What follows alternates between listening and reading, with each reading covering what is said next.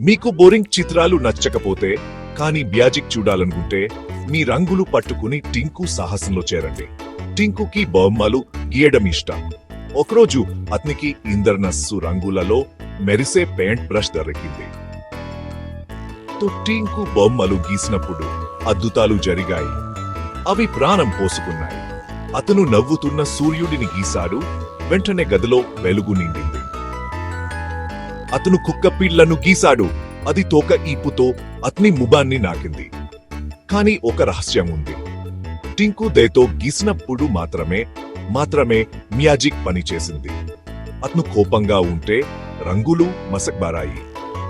టింకు తన బ్రష్ ను స్నేహితులను చేసుకోవడానికి, ఇతరులకు సహాయం చేయడానికి ఉపయోగించాడు.